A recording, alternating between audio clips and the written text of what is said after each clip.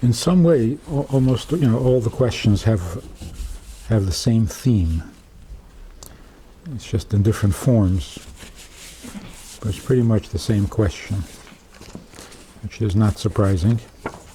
So let me see if I can read them all.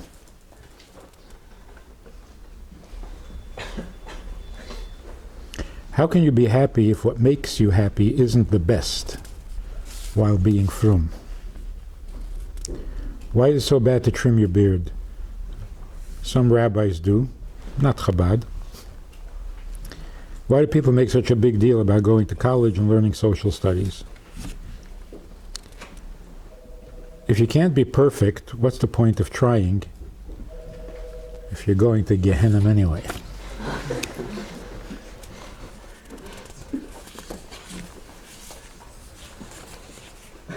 By the way, you think it's easy to be in Gehenna?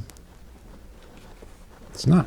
You got to prepare. A lot of hachana to be able to succeed in Gehenna. Yeah? For that, you also need a little seichel. If everybody died before us, and it has been said for many years that Mashiach is coming, how can we believe that Mashiach is coming and that he will be from the living?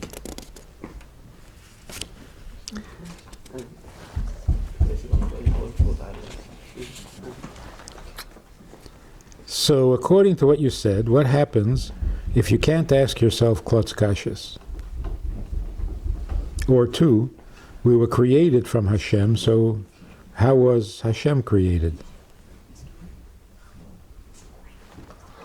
Number three, why or how is Hashem in charge?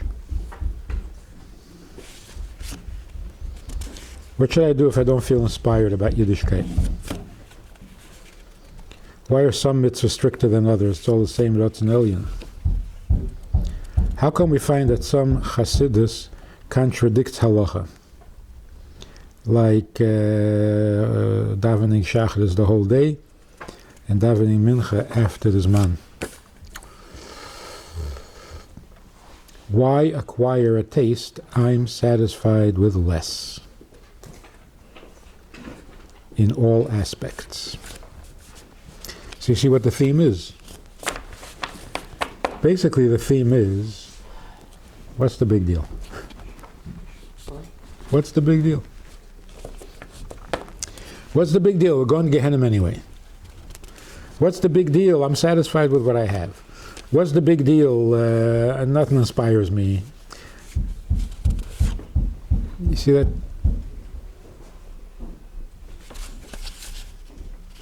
What's the big deal about going to college and social studies? What's the big deal? How can you be happy if you're not going to do what you want to do? Because you're trying to be frum.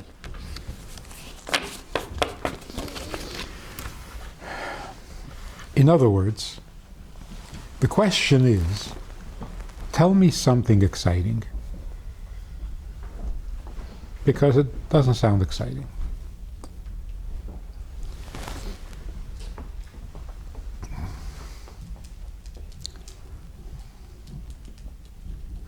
The question is a good one.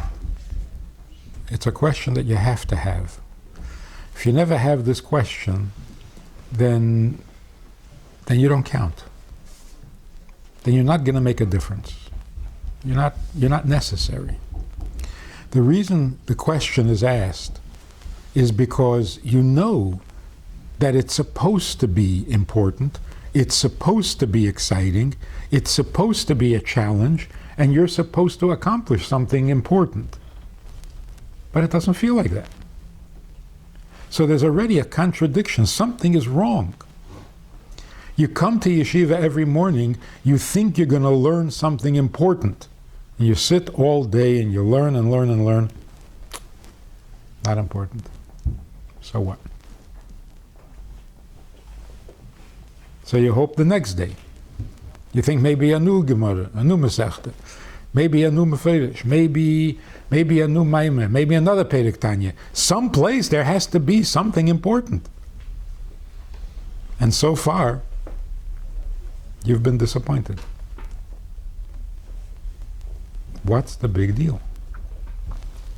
So you learn another page Gemara. So this is going to change the world. This is going to fix the world. This is going to make everybody happy and healthy and good.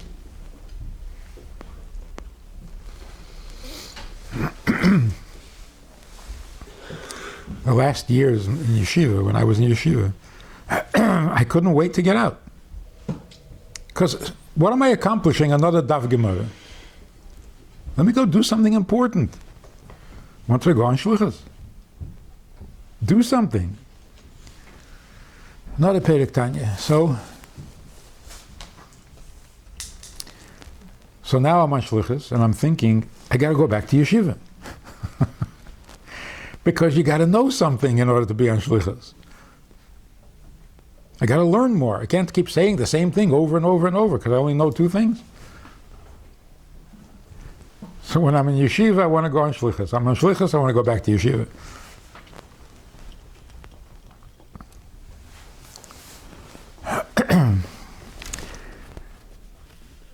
This is why people stop being frum. I'm talking about good people. I'm talking about big Bali Taiva who can't control themselves and they give up. I'm talking about decent people. They quit because it's not as important as they think it should be. Like, so you sit by a Seder on Pesach night. So what? What have you accomplished? How have you fixed the world? How have you made a difference? What? So you sat by a Seder, you ate matzah. So?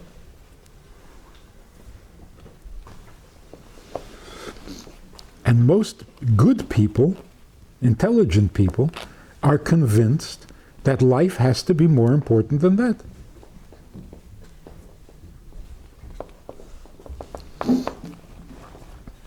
So this one girl from yeshiva, she's a good girl, she's been in yeshiva all her life, and she says, but tell me really, what's wrong with having a boyfriend? And it sounded strange because, I mean, if you're in yeshiva all your life and you still don't know the answer to that, like what, where have you been? So I said, I don't think you really mean what you're saying. You don't mean what's wrong with having a boyfriend. You know what's wrong with having a boyfriend. Your question is, I know it's wrong to have a boyfriend, but so what? So I'm wrong. In other words, what's wrong with being wrong? Fine, you convinced me it's wrong. So, should I do it or not? Well, if it's wrong, you shouldn't do it. Why? I'll do it, and I'll be wrong. So what? And you can ask the same question on the other side. Doing mitzvahs is right. Okay, so if I do it, I'll be right. What's so important about being right? So what's wrong with being wrong, and what's good about being good? That's when people stop being frum. So when people stop being frum, it's not because they're weak, and it's not because they're stupid. It's because they want something bigger. They want something more important. The problem, of course, is they're not going to find anything bigger or more important. Because we have this question sitting in yeshiva. Can you imagine what's going on in the minds of students sitting in college? They're asking the same question. So what? So now I know math. So what? So now I know what happened in the 1400s in France. So what? Oh, now I can get a job. Yeah, but all this learning is worthless. The only thing is you won't get a job unless you learn this worthless stuff. Okay, so I'll learn the worthless stuff. But in the meantime, I'm bored. Then you get out of college and try to get a job. Nobody's hiring. The economy is no good. Doesn't matter what college you went to. There's no job. So you drive a taxi. So we're all suffering from the same thing. Anybody who has a brain in their head is suffering from, I'm not finding anything important to do. There's got to be something important.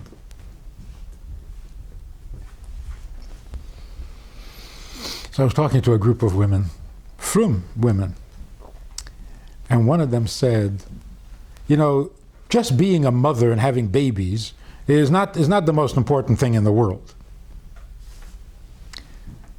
I said, and what, for example, is the most important thing in the world?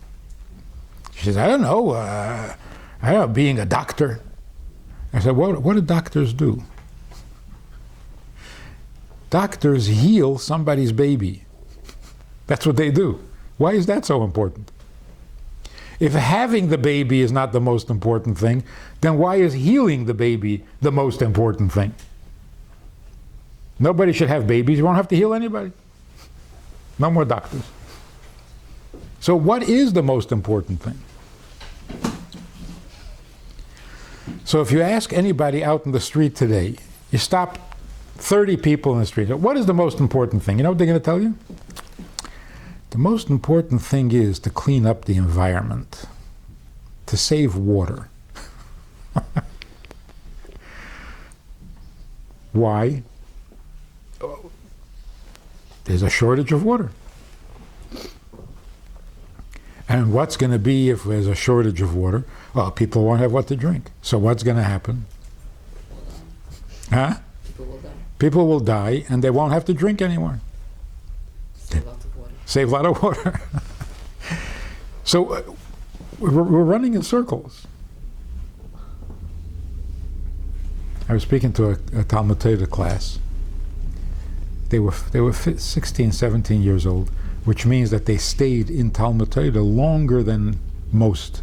Most kids quit at Bar Mitzvah. They stayed. So they're the best of the best. So let's say they started when they were 8. Now they're 17. They're still in Talmud Torah. So the teacher asked me to speak to them. Anyway, so we at the end of the program, I said to them, you know what would be a great idea? Take a minute, think of a mitzvah that you're not doing yet, that you could be doing. So I waited. They were thinking. I said, no, so? They need more time. Another minute, another minute, another minute. And they're all thinking. A mitzvah that they're not yet doing that they could be doing. And they're not coming up with an answer. I said, come on, any mitzvah, doesn't matter, just a mitzvah. Any mitzvah. Can't think of anything. Till finally one guy says, I know. I've never saved a whale. That's the mitzvah he came up with. That's a mitzvah that they never spoke about in Talmud Torah. Which means that in Talmud Torah they never spoke about any mitzvah that he can think of. The mitzvah of saving a whale he heard on television. And that's a mitzvah? To save a whale? To save a whale from what? From what? From a bigger whale? What are you saving him from? There's a disease among whales, they're dying. No, so? What are you saving them for? Well, because you have to keep the balance of nature. Well, if by nature they're dying, then that's nature. So what?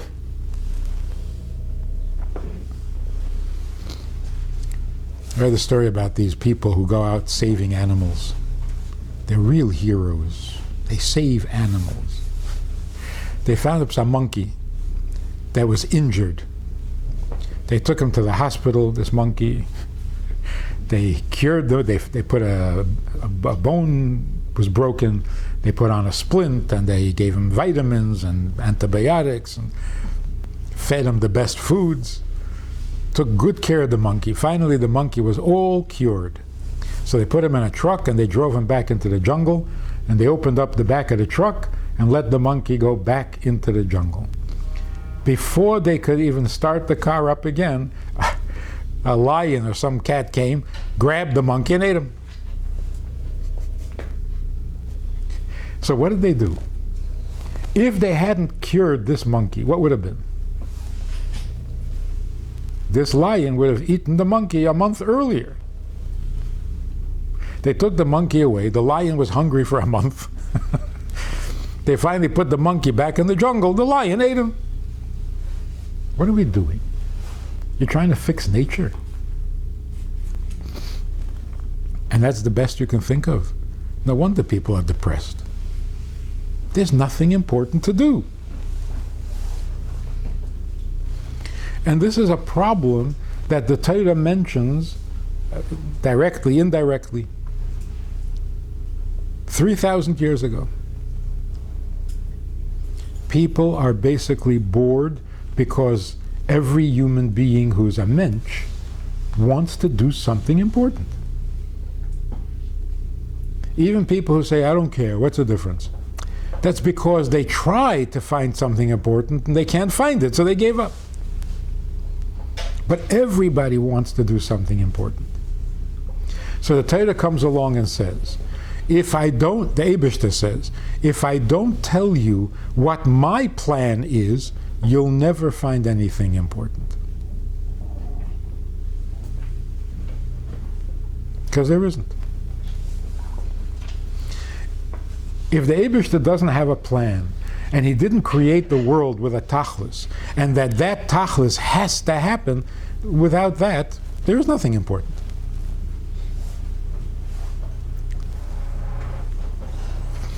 That's why, before the Eibishter gave the Torah, people were into Avodah Zarah.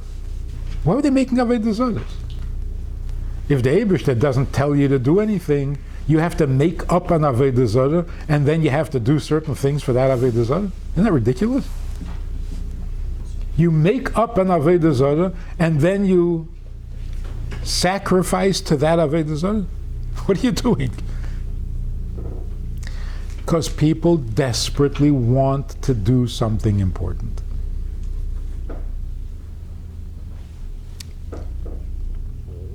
And when does this start?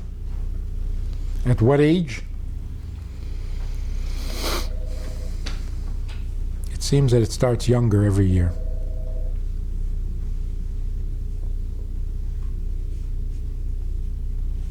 I think today, by the time you're 11 years old, you already feel uncomfortable because you're not doing anything important. So year after year goes by, and you're getting more and more frustrated because, you thought, oh, this is going to be important. Not important. Go up a higher kita, you'll start a new masechta, you'll learn a new... Always disappointed. So what? So then you decide, okay, so I'm not going to be frum. I'm going to go to college, I'm going to go do this, I'll do that, I'll run around. It's not important.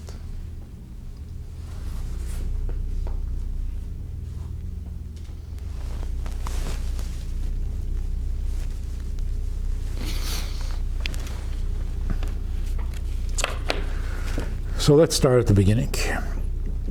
How can you be happy if what makes you happy isn't the best while being frum? How can you be happy? The question is not how you can be happy, but why aren't you happy? Why aren't you happy?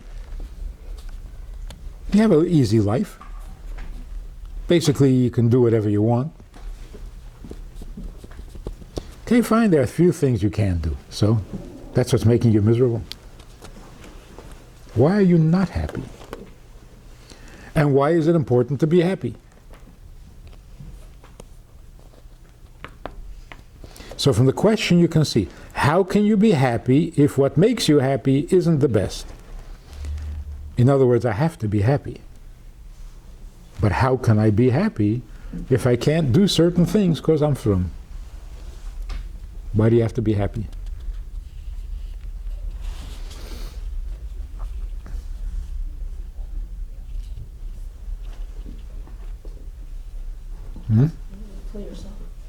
Huh? People kill themselves Why? because they're not going to be happy. They don't have anything left to enjoy. This one, That's when they kill themselves. this one woman told me, I'm going to kill myself. She was going to jump off a bridge or something. I said, why? She says, because there's nothing in life. Nothing is important. It's all meaningless. It's stupid. Everything's stupid. I said, nothing is important? She says, no, nothing. I said, well, if nothing is important, then why do you have to kill yourself? Just sit down, be quiet for about 80 years, and you'll die. Why do you have to kill yourself if nothing is important? No, I'm going to go, I'm going to climb up to the Empire State Building, I'm going to jump off. It's not that important. Just sit down quiet and wait, you'll die soon. No, can't do that. Why not? Why not? Obviously, it's not you want to be happy. It's I want to do something important, and if I can't, then I can't stand it. Not I'm bored, I'm not happy. I'm suffering. If I can't do something important, then I got to get out of here. Why? Because it's either important or it's terrible. It's not, I got nothing to do. You have nothing to do, so be quiet. Oh, I'm bored. Fine. So you're bored. I have nothing to do, so don't do anything. Just because something is important doesn't mean it necessarily it's a happy thing. And if it's important, it's not, you're not really happy doing it, then you won't want to do it. Okay, so the question is, being happy comes from knowing that you're important. What if you find out what's important and it doesn't make you happy? Now something's wrong. Then something is wrong. Either what you think is important isn't really, and you're disappointed, and that's why you're not happy, or there's something making you unhappy that's not letting you enjoy what you're doing, which is important. Like, for example, some problem in the family that is serious and it doesn't let you be happy. That's understandable.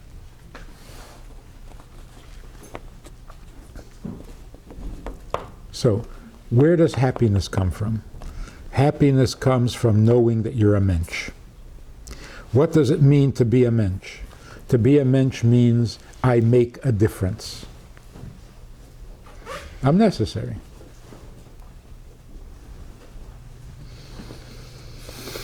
I'll tell you this story. There were these two kids in Minnesota.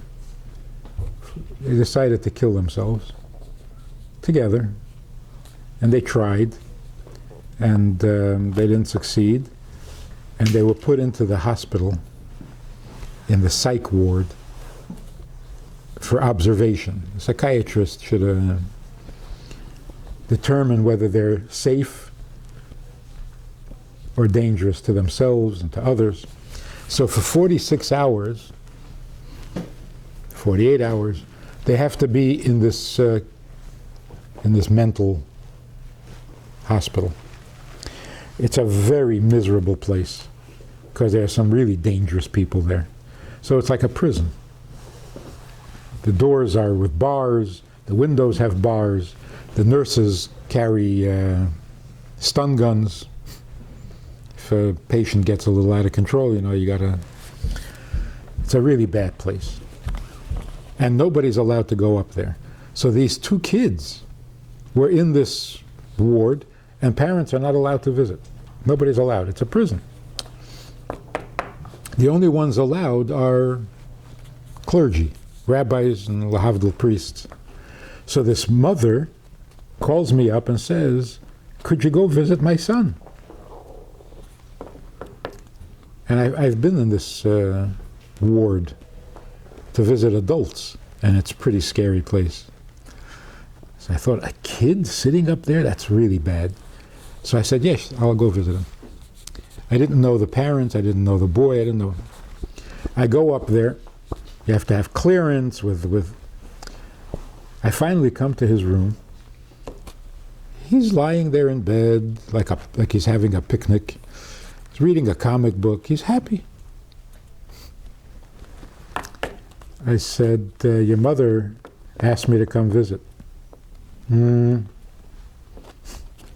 said, she's worried about you. She wants to know how you're doing. I said, what should I tell her? He says, whatever. Like he wasn't interested at all. I try to start a conversation. Not interested. Finally he says, why don't you go home? The chaplain was here already. I talked to the chaplain already. You can go home. The chaplain is the galach from the hospital. He visits everybody. I said, what did the chaplain say? He says something stupid. I said, well, now I'm really curious. What did he say that was so stupid? He said, the chaplain told me not to kill myself because God loves me. I said, that's stupid? He says, yeah. I said, I agree. That is stupid. Because I can't imagine that God loves you. You're not lovable. You're obnoxious. You're disgusting. He says, yeah. I said, God created you because he needs you. You're part of a big puzzle. There's something he needs you to do that nobody else can do. So he's stuck with you. I don't think he likes you. There's nothing to like. He says, well, what if I don't want to do what God created me for? I said, okay, that's called bechira. You have a choice. You can say no if you don't want to do it. But at least now you're taking a position. You're saying, I want, I don't want. Anyway, we spoke for a few minutes, and so I went home. I'm going home, and I'm thinking, he's so right. He is so right. Why did he try to kill himself? He has no problems. Comes from a normal family, a wealthy family. He tried to kill himself because he was bored. Because he's convinced that he's not necessary. So if I'm not necessary, so I lived long enough, now let's see what death is like. Now the galach comes to him and says, oh no, don't kill yourself, God loves you. Well, then God is pretty stupid. Because what are you loving? You're loving something that doesn't even need to exist at all? That's ridiculous. So if your mother said to you, you know, I don't need you. Don't need you. You're not important. But you're nice, I love you, so I'm going to keep you. No deal.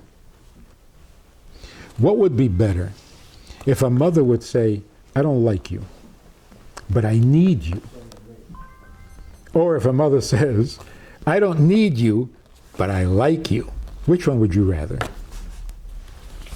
There's no question. You have to be needed. If I'm needed, then you can love me, you can hate me, but I gotta be here. I'm necessary. If you love me, that makes it nicer. You don't love me? Well, too bad. I have to be here. But if somebody says, hey, you don't have to be here. Nobody needs you. You're not necessary. But you're so cute. I want to keep you. That's like a pet. Like a goldfish. Nobody needs a goldfish. But they're cute. Yeah. So you keep them. No human being wants to be a goldfish.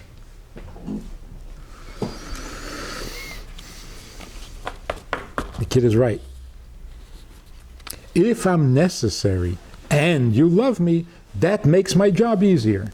But if I don't have a job, it's not going to help that you love me. What do you love? Something that doesn't need to exist at all? That's terrible. So the first and most important thing in life, you have to know whether you're necessary or not necessary. Are you important or not important? Do you make a difference or not? What's the answer? So you learn Chassidus. What does Chassidus say? Chassidus says you're a nothing. You're a grubbe metzias, you're a balgaiva, you're a baltaiva, you're a nothing. Eineid milvade. That's pretty helpful.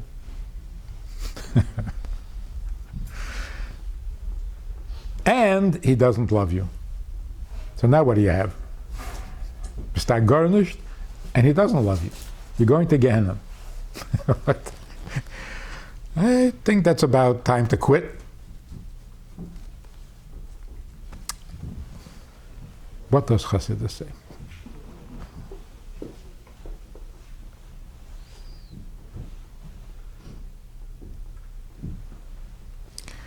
Basically, what Chassidus says is, the Eibishter needs you more than you need to breathe.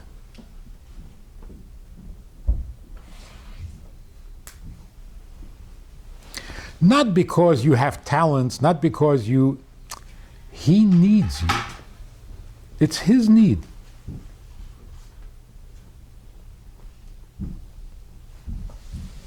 It's true, if he didn't need you, you would not be useless. But he does need you.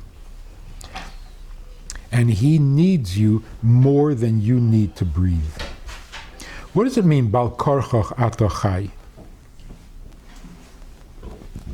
What does it mean, Bal Korchach Ato Chai? Even when you don't want to live, you have to. Bal Korchach. Why? Because even when you don't need to live, he needs you to live. That's why, Bal Korchach Ato Chai. If he didn't need you to live, well then the taka wouldn't be any reason. That means that he is the reason that you're alive. Does it make a big difference to him whether you do a mitzvah or an aveda? Does it?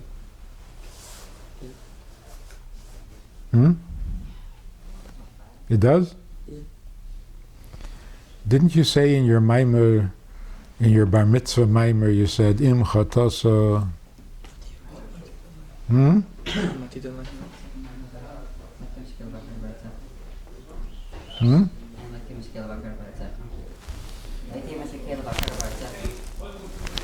What does it say there? It says that Atmos doesn't need the actual mitzvah, but it gets the highest from the fact that you listen to what it needed, and the other levels below it need that to sustain itself. Im tzadakta ma titen li. He doesn't care if you're a tzaddik. Rabba peshecha ma tasa li. And if you're very bad, it doesn't affect him. So it sounds like he doesn't care, you don't care, so what's the point?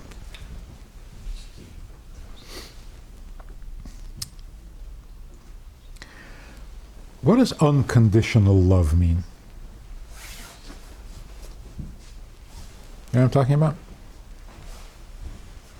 What does it mean? Love me for who I am without any conditions. What does that mean?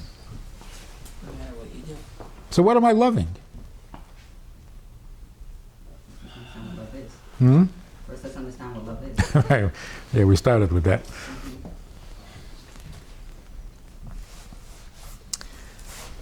Does the Eibishter care whether you're a tzaddik? That's one question. Does the Eibishter care whether you put on your tefillin every morning? It's a different question.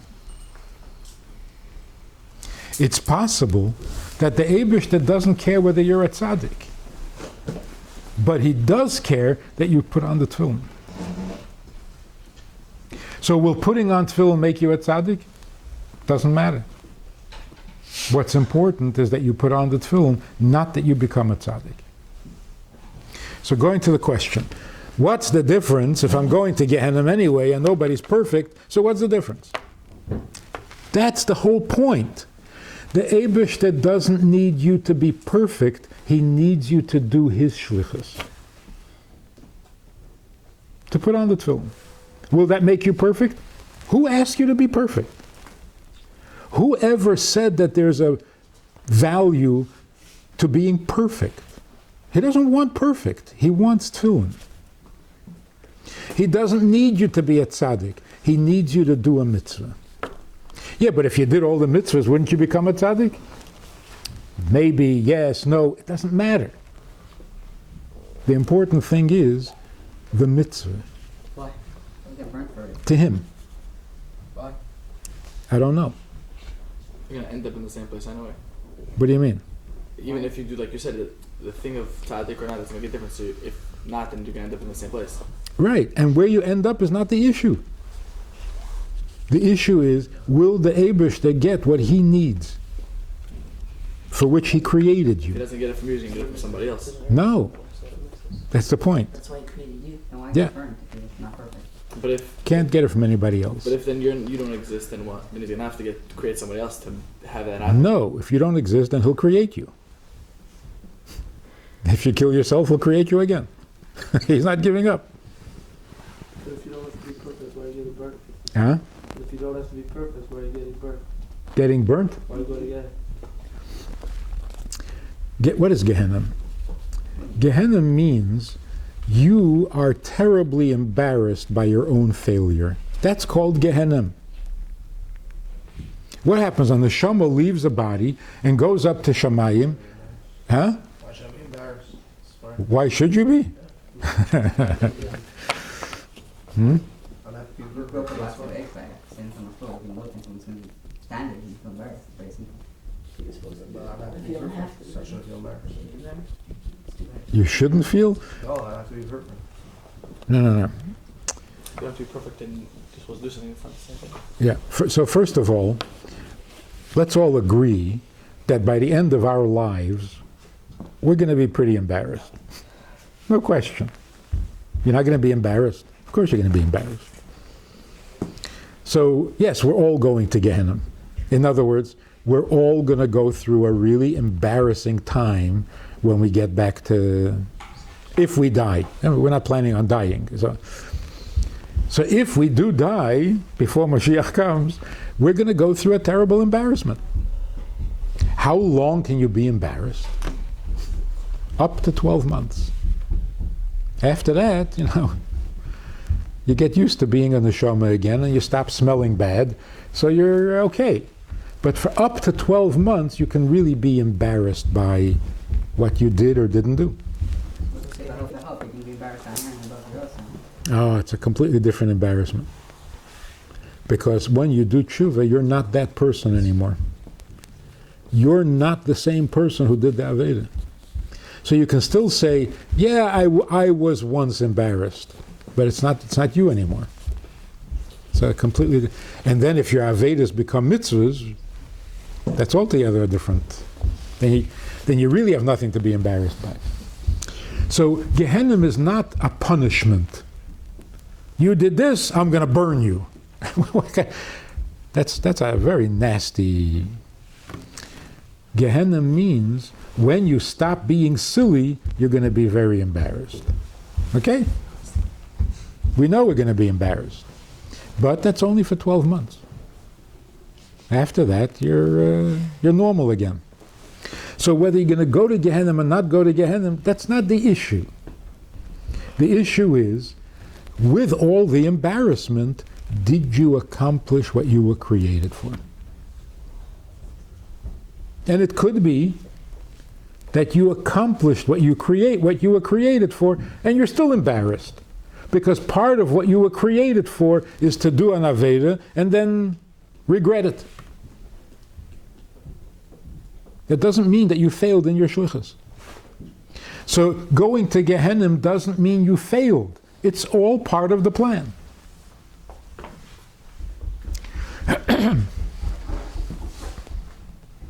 So what's important? Obviously, what I'm going to do for myself can't be important.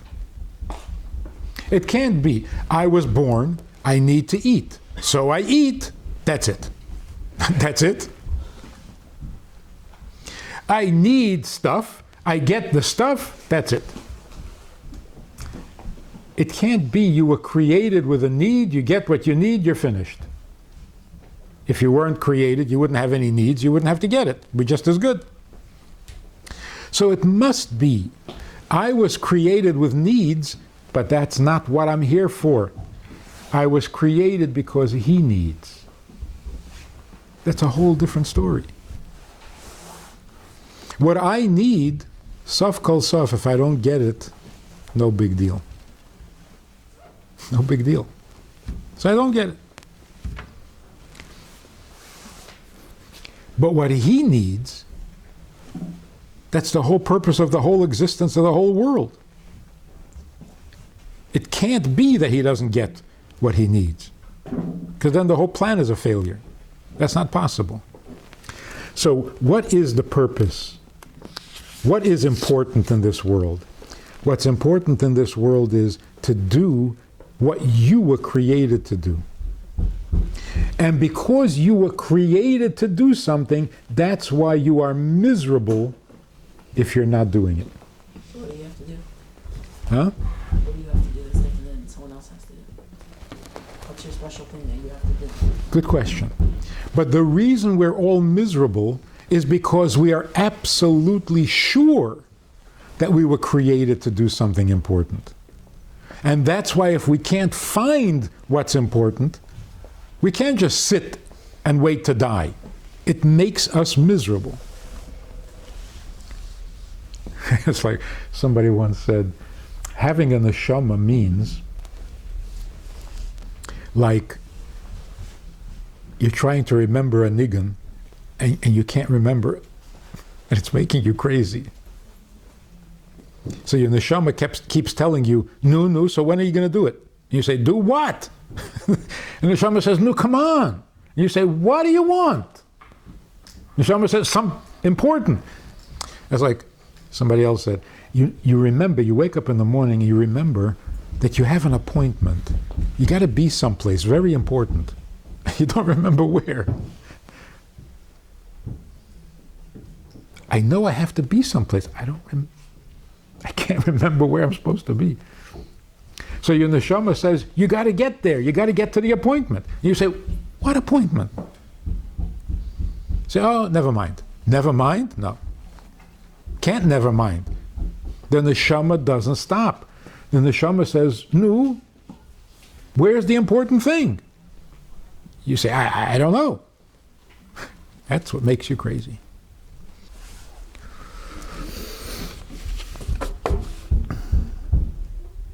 So, if you want to put it in different words, finding happiness or sanity means figure out what your neshama is trying to tell you, because it's not going to quit.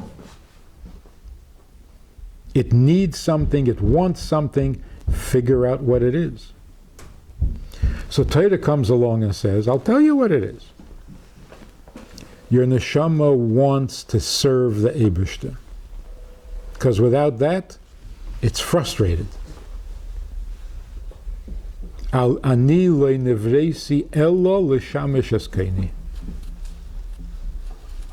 That's the only excuse for living.